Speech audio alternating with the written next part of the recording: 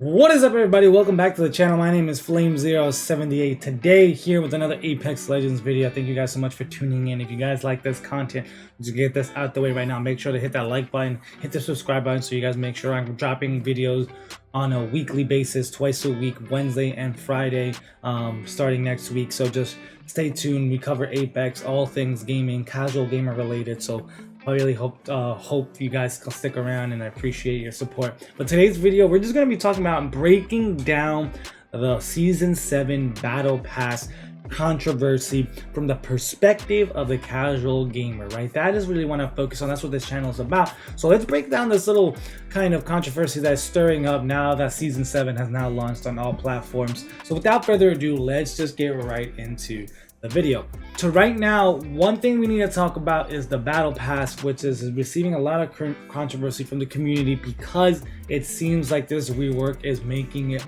really grindy and really just not rewarding to really complete. So let's talk about that. But before we do, right, before we understand the flaws of this system, let's quickly go over the system that existed prior. Recapping to my knowledge, I apologize, there's no visual aid that I could use for you guys in this video, so just bear with me.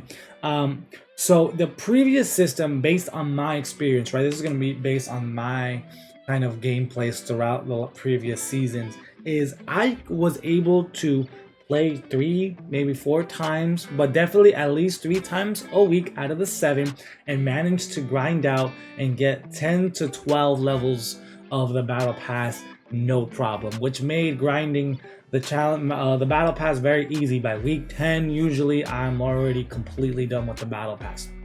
And this was done because of how it was structured before. The way it worked was it took, I think, 54 K XP or CP, well, in the old system, to get 1 Battle Pass, right?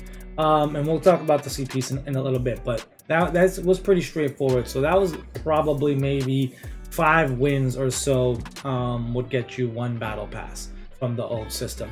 And it was broken down with a daily, weekly challenges, right? And then long challenges, sorry. So there was like these daily challenges that you will log in daily. There was these week challenges, which were 2 that earned you 1 Battle Pass each, and then the week challenges that we're accustomed to.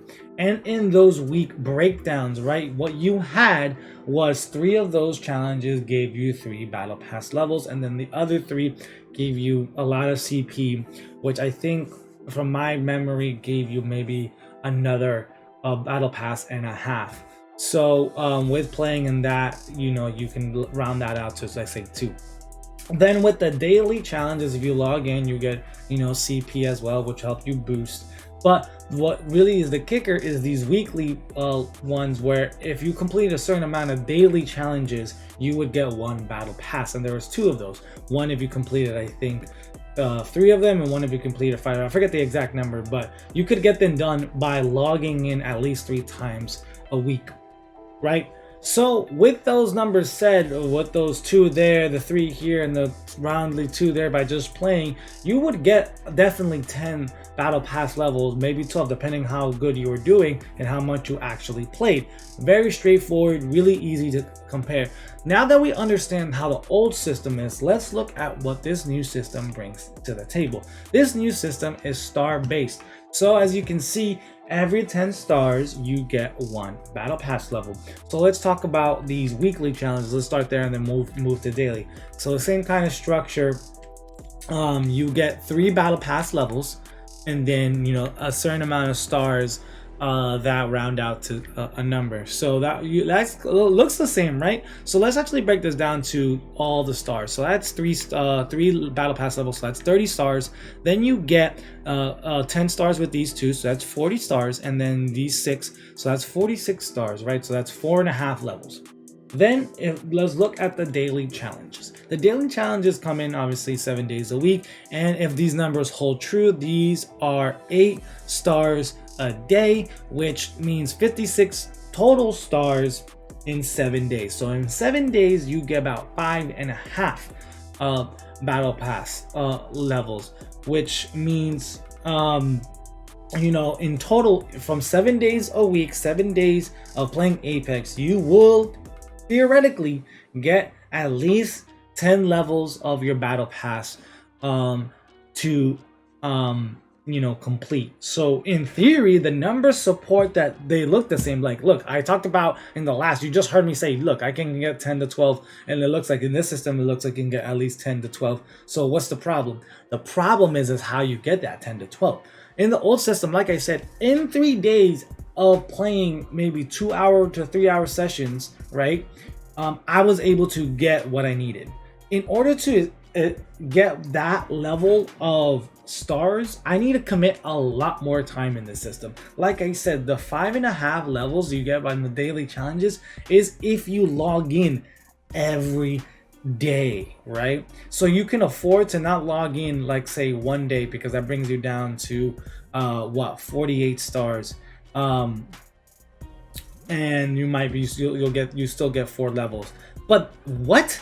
That is insane. Making me log in at more than I can already is already a big problem, right? So that is issue number 1. Issue number 2 also is the work to get some of these stars. Look at this right here, the whole 10k for 1 star.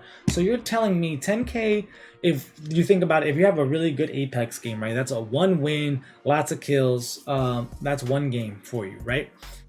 1 win is 1/10 of a freaking battle pass level. That's insane. So you have to get 10 wins, mind you, to get 1 battle pass level, which a lot of people may or may not get. And not only that, let's look at these other challenges. Get 50 supply bins for 1 star. First of all, what kind of ludicrous number is that? Who opens that many supply bins during a match? You can theoretically, obviously, but I'm, judging based on my experience, I average between maybe 5 to 8 bins. So that's also like 5 to 10, at least 10 games. If I do like 5 bins a game to get 1 star, are you kidding me? 10 games for 1 star, and we know depending on the games, right? Games are like 20 minutes long, so that's what you're asking people to commit 2 hours for 1 star, 1/10 of that. And it just the list goes on, even with these things right here. Like, look at this. Get 15 of your squad mates back, respawn them back, is worth 1/5 of what it was originally. Before, it's 1/5 of what it was originally, and it's triple the work. In the previous system, they had this kind of similar challenge, but it was respawn 5 squad mates, and that would give you 1 full complete battle pass level. Now it gives you 1/5. So yeah, this system right here as is seems really, really sketchy.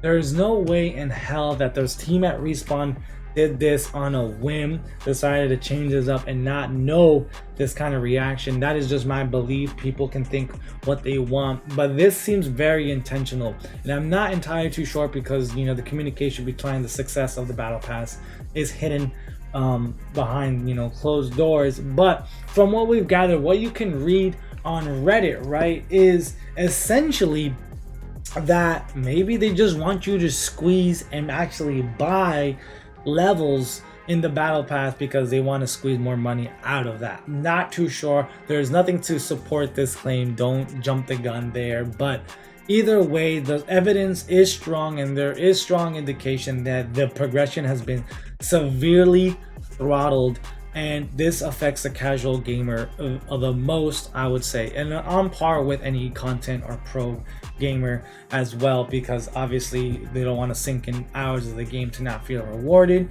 I'm not gonna sit here and talk about are the rewards worth it. At the end of the day, that is to each their own. That is subjective, I believe. So either way, I think it's perfectly clear that this has been throttled. I'm very curious to see what I'm going to achieve in the next week. I'm still going to commit and play my normal times. I'm not going to try to grind out more just because I want to see, get it. I want to see what happens if I continue to my play schedule that I have done. Am I going to achieve the same level of success in the battle pass progression system? And that's what's really going to determine that. But let me know what you guys think. I hope you guys enjoyed this breakdown of the controversy. What do you guys think? Let me know, is it throttled? Is it bad for you? Is it good for you? Do you think this is, a scummy play by Respawn? Let's have a conversation. Spread the word.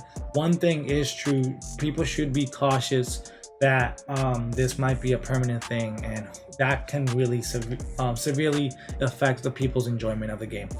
Well, but that is just one guy's opinion.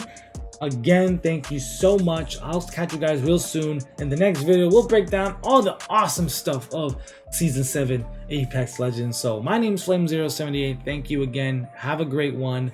Take care. Adios.